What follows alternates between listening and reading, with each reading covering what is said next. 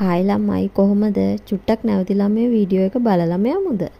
අලුතෙන් ටී-ෂර්ට් මහන ගොඩක් අයට තියෙන ප්‍රශ්නයක් තමයි ටී-ෂර්ට් එකකට රිබ් එකක් අල්ලගන්නේ කොහොමද කියන එක. අමාරුයි කියලා හිතුවට ඇත්තටම මේක අමාරු වැඩක් නෙමෙයි. මං අද ඔයාලට කියලා දෙන්නම් රිබ් එකක් ලේසියෙන්ම ටී-ෂර්ට් එකකට අල්ලගන්න විදිහ ගැන. මුලින්ම ඔයාලට කරන්න තියෙන්නේ මේ වීඩියෝ එකේ පෙන්නලා තියෙන විදිහට බෑක් සහ ෆ්‍රන්ට් කොටස් දෙක උරහිසින් එකට සම්බන්ධ වෙන විදිහට මහගන්න එක. ඊට පස්සේ ටී-ෂර්ට් එකේ කර මේ විදිහට හිටින ආකාරයට තියාගන්න.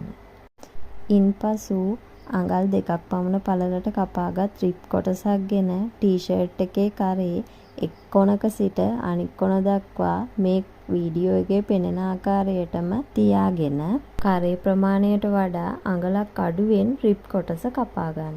කැපුමේ යෙදු ස්ථානයට මේ ආකාරයට මැහුමක් යොදා ටී-ෂර්ට් එකේ බැක් කොටස පැත්තෙන් රිබ් එක මැහීම ආරම්භ කරන්න. ඉන්පසු දෙකට නැවූ රිබ් කොටස ටී-ෂර්ට් එකේ කරහි ප්‍රමාණයට ඇද ගනිමින් මේ වීඩියෝ එකේ පෙනෙන ආකාරයටම කර වටේම ඕවලොක් කරගන්න. මම මේ වීඩියෝ එකේ කියලා දීපු විදිහට ඔයාලත් මහලා බලන්න. අද ඉඳන් ඔයාලටත් රිබ් එක අල්ලන එක එච්චර අමාරු වෙන එකක් නෑ. මේ තියෙන්නේ මම ඒ කියලා දීපු පිළිවෙලට මහලා නිම කරගත්තු ටී-ෂර්ට් එකක්.